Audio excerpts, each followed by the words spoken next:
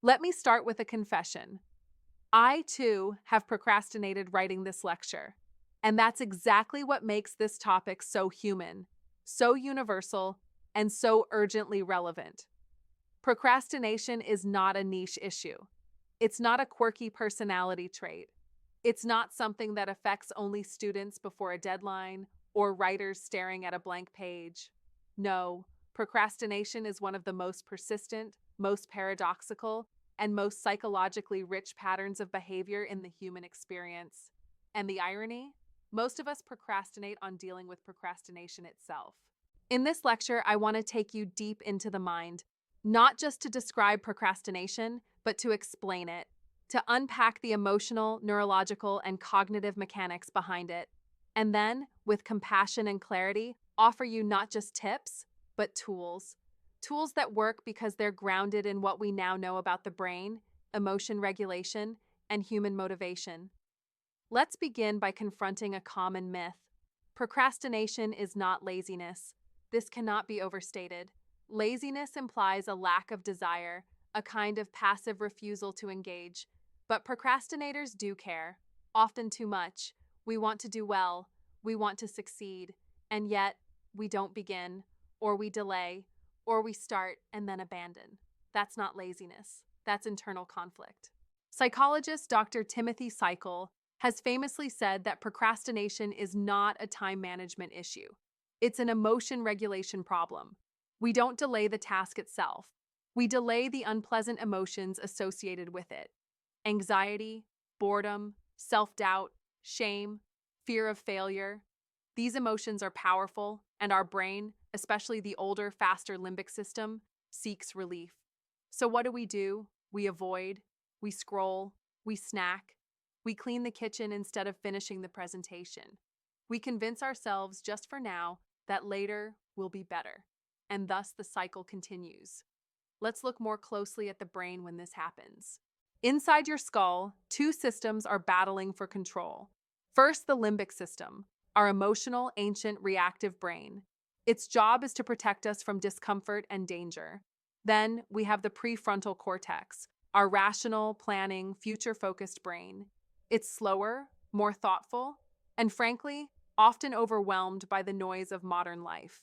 When you sit down to do a difficult task, say, write a report or confront a challenging conversation, your limbic system scans the situation and says, "This feels threatening. There might be failure here. Let's do something safer." And the prefrontal cortex, unless it's strongly engaged or trained, loses the tug of war. The result? Avoidance, which temporarily makes you feel better. That's the cruel genius of procrastination. It works in the short term. You avoid the unpleasant emotion, but of course, it backfires long term. Guilt builds, the task remains, your self-confidence erodes, and worse, the brain begins to associate work with pain, further reinforcing the avoidance loop. This cycle is not just theoretical, it's measurable.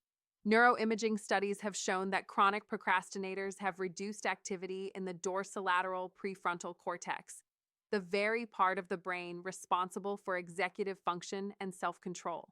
In other words, the more we procrastinate, the more we train our brains to procrastinate more. It becomes a self-reinforcing loop of emotional avoidance and cognitive erosion. So what can we do? Here's where things get hopeful. Because procrastination is not a fixed trait. It's a habit, a pattern.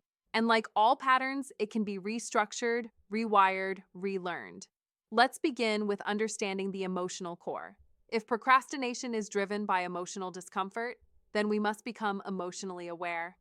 Ask yourself, what am I actually feeling right now? Is it fear of failure? Is it the overwhelm of not knowing where to start? Is it shame from past performance? Labeling emotions is not a touchy-feely exercise. It's a neurological act. Research shows that naming emotions activates the prefrontal cortex and reduces activity in the amygdala, the brain's fear center. So by simply naming what you feel, you begin to shift control from the reactive to the reflective brain. Next, let's talk about task design. Most tasks we procrastinate on are not inherently impossible. They're poorly defined. The brain hates vagueness. Write my thesis is a threat. Open the document and write the first sentence is manageable. We must chunk tasks into micro steps. This is known as task decomposition, and it's a proven technique in behavioral psychology. The key is to make the barrier to starting so low that your brain has no reason to resist. Another powerful method is the 5-minute rule. Tell yourself, I will do this for just 5 minutes. Why does this work? Because the hardest part of most tasks is starting. Once engaged, the brain shifts into task mode. Dopamine begins to flow. Momentum builds. What seemed unbearable becomes, at the very least, tolerable. We should also mention the importance of identity. Many procrastinators say things like, I've always been this way, or I just work better under pressure. These are not facts, they are narratives, and damaging ones. Research in cognitive behavioral therapy shows that changing behavior often requires changing self-talk. So instead of I'm a procrastinator, try I'm someone who is learning to take action early. Identity shapes behavior, and vice versa. And then we must speak about perfectionism. Procrastination and perfectionism are often secret lovers. The perfectionist doesn't delay because they don't care, but because they care too much. The thought of doing something imperfectly is more painful than not doing it at all. But here's the truth. Perfection is paralysis in disguise. Nothing great is born from fear. Everything meaningful begins imperfectly. So how do we let go of perfectionism? By shifting our focus from outcome to process. From it has to be good to it has to be done. From what will people think to what can I learn from doing this? In neuroscience, this is called adopting a growth mindset, and it changes everything. Let me also address self-forgiveness. This might be the most underrated antidote to procrastination. One of the strongest predictors of continued procrastination is shame.